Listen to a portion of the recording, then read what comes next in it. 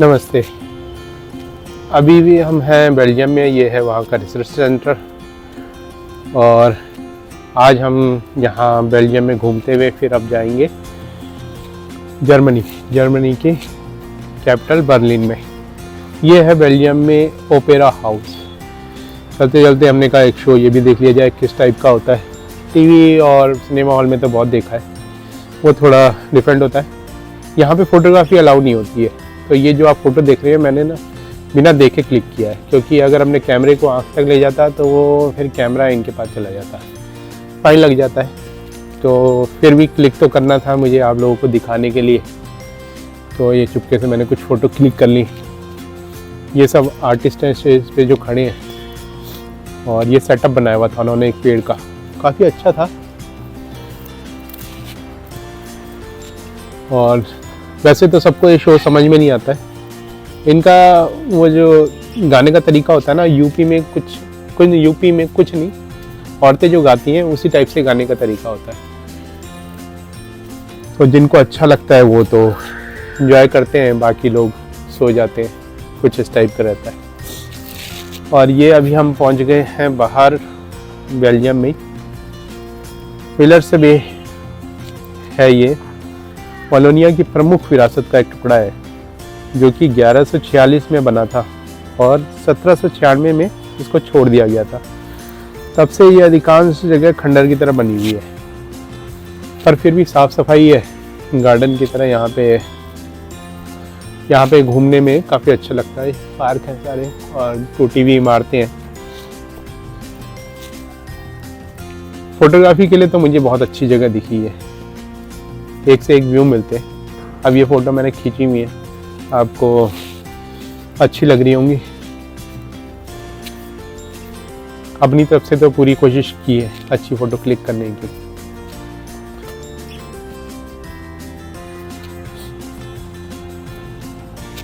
अच्छा, कुछ मैं आप जो नए हैं जो देख रहे हैं उनके लिए बोल रहा हूँ। ये जो पुराने हैं ब्लॉग देख रहे हैं उनके लिए नहीं है, इसलिए ये मत सोचना कि बार बार एक ही बात क्यों रिपीट कर रहा हूँ। फ़ोटो में ना साइड में नीचे कुछ कट सा दिख रहा होगा आपको, वो इफ़ेक्ट नहीं है, वो डिफेक्ट हो गया, लेंस टूट गया था मेरा, तो अब फ़ोटो क्लिक करना भी ज़रूरी था, तो उसी में फिर ये मैं फ़ोटो क्लिक कर रहा हूँ जैसे तैसे।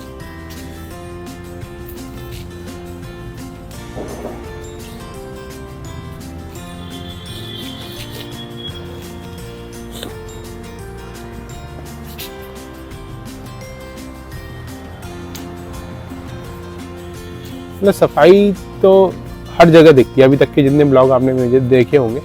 और ये गार्डन में आप देखो सेब भी लगे हुए थे, ऐसे कोई नहीं छेड़ता वहाँ पे किसी की चीज़ों को, और हर चीज़ सेफ रहती है। और ये प्याऊ बना हुआ था गार्डन में भी।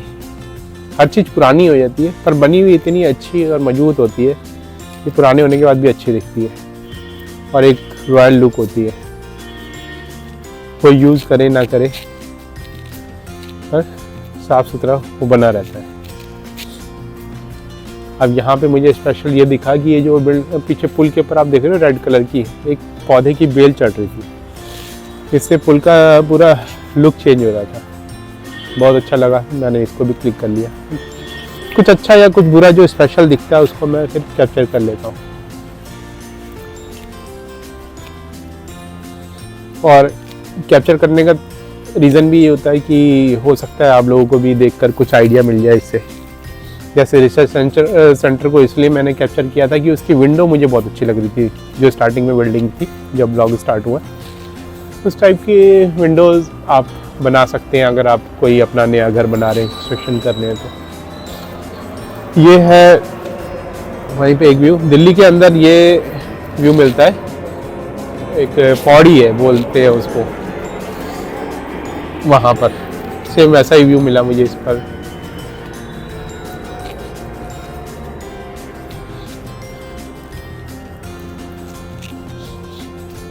अब सोचने वाली बात है कि ये बना था मैंने बताया आपको 1146 में। उस टाइम पे क्या टेक्नोलॉजी रही होगी कि इतनी भारी भारी दीवारें बना दी गई।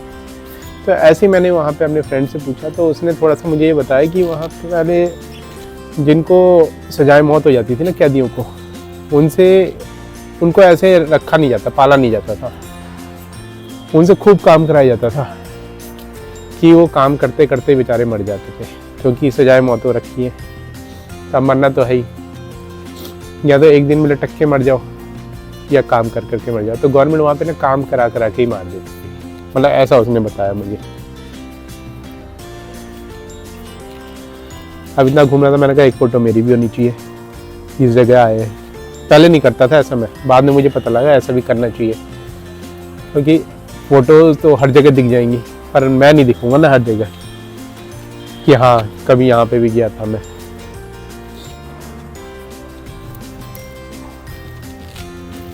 सफाई के लिए मैं कह रहा था आपको कि सफाई तो हर जगह है, बस वही यहाँ की सुंदरता है। अगर मान लो इन जगहों पे कूड़ा करकट पड़ा रहता तो कैसा लगता है ये।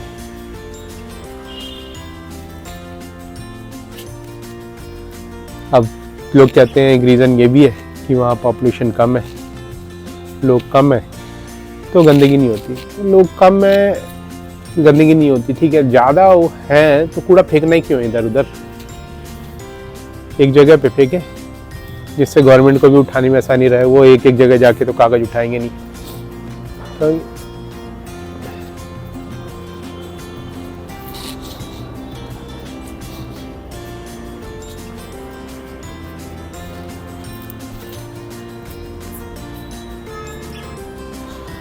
अब हम पहुंच चुके थे जर्मनी में चल रहा था फुटबॉल का मैच।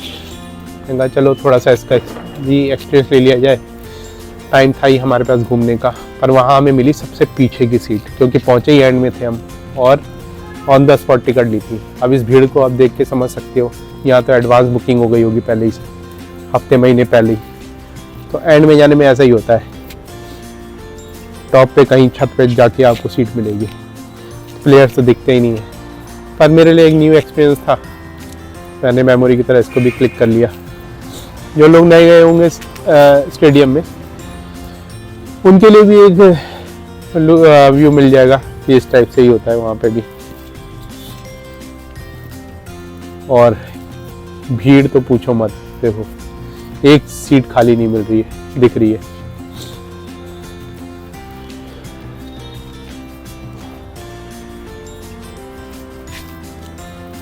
इसके बाद हम यहाँ से निकले और फिर पहुँचे हैं बर्लिन, जो कि जर्मनी की कैपिटल है। ये है बर्लिन का मेन स्टेशन, रेलवे स्टेशन। मतलब अंडरग्राउंड काफ़ी बना हुआ है ये, वही मैंने पिछली फ़ोटो में क्लिक किया हुआ था। कुछ नहीं तो 4-5 मंजिल नीचे दिख रहा था ये। और ये भालू यहाँ का प्रतीक चिन्ह है। इसको इसलिए माना जाता है, इसे ताकत के लिए, लचीलेपन के लिए और एक अडिग भावना का प्रतीक माना जाता है, इसलिए इसको यहाँ का सिंबल बना रखा है बर्लिन का। और हम अब ये देख रहे हैं आप ब्रांडेनबर्ग गेट, पर्शिया के राजा ने इसे बनवाया था।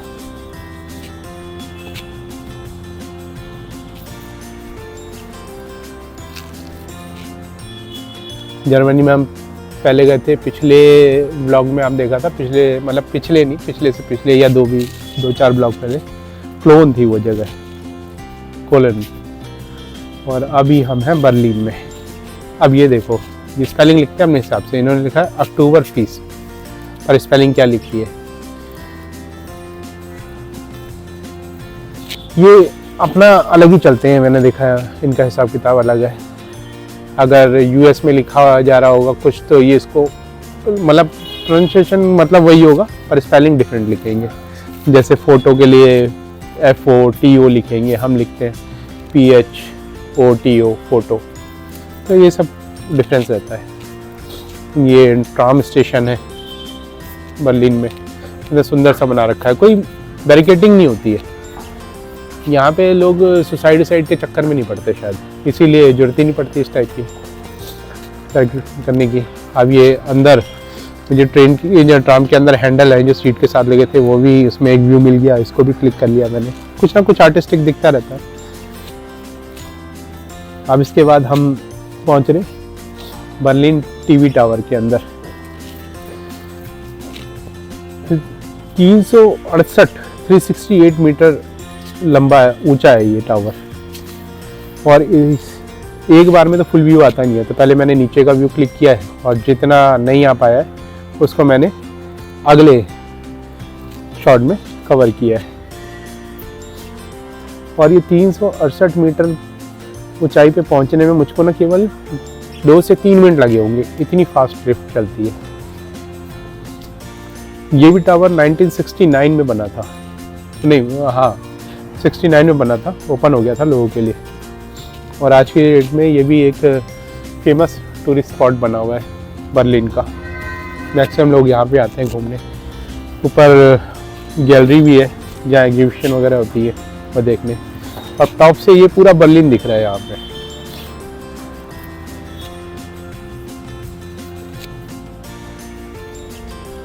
मतलब ऊंचाई पे जाकर के देखने का एक अपना अलग ही मजा है।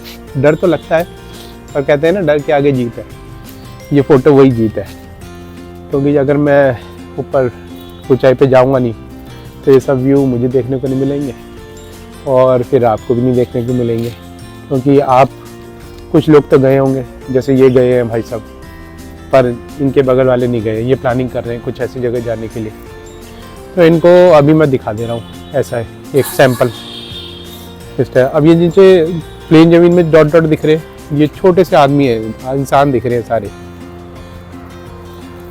आदमी का मतलब इंसान था, मतलब अब ये आप कहोगे कि औरतें भी हो सकती हैं, इसीलिए मैंने बोल दिया इंसान है, तो उसमें तो सभी कवर हो जाएंगे ना, बच्चे बूढ़े औरत आदमी सब कवर हो जाएंगे।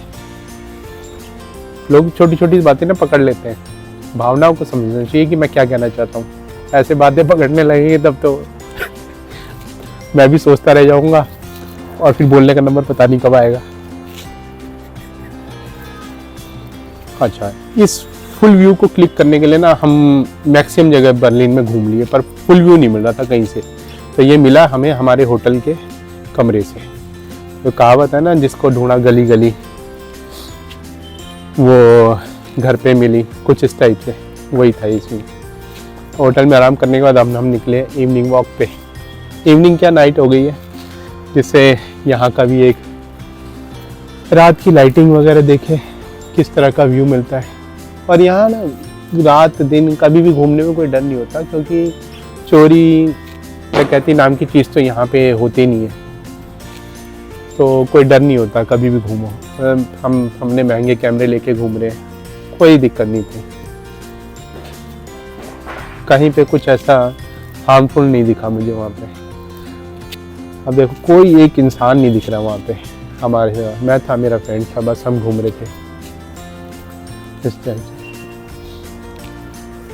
अच्छा, वीडियो को ना सब्सक्राइब नहीं कर पा रहे हैं लोग, या उन्हें समझ नहीं आ रहा है। मुझे लग रहा है इसके लिए भी ना एक वीडियो बनानी पड़ेगी मुझे कि सब्सक्राइब कैसे करते हैं। क्योंकि जैसे कई लोगों से मेरी बात होती है ना कि बोलते हैं हाँ सब्सक्राइब किया है, पर बाद में मालूम पड़ता है सब्सक्राइब नहीं किया, उन्होंने तो लाइक ही किया है केवल, वो थंब बना रहता है जो। तो ये भी प्रॉब्लम आ रही है। तो सब्सक्राइब के ऊपर वीडियो बनाएंगे।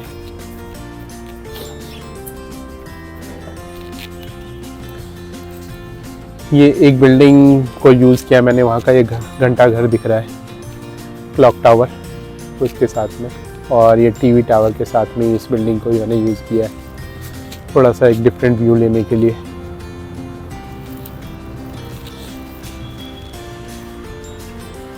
टीवी टावर तो इतना बड़ा है कि वो हर जगह से दिखता है, पर वो कंप्लीट नहीं दिखता है, वो टुकड़ों में दिखता है, जैसे आप देख रहे हो कई जगह फोटो में। बस वो मुझे पूरा फुल व्यू मिला मेरे होटल से।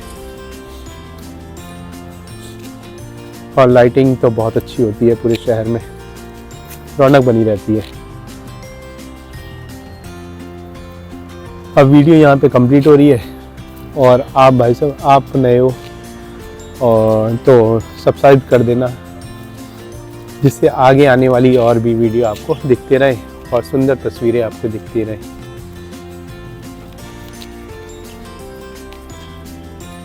अब ये टी देखो इन्होंने कैसे लिखा है, हम लिखते हैं, इन्होंने लिखा है TEE टी, हम लिखते हैं TEA। ठीक है, आज का ब्लॉग अब यहाँ कंप्लीट हो रहा है। अब आप वीडियो को सब्सक्राइब करिए और आगे लाइक करिए और इसके बाद शेयर करिए। ये देखो लिखा है ना मैंने शेयर करिए, तो शेयर करिए।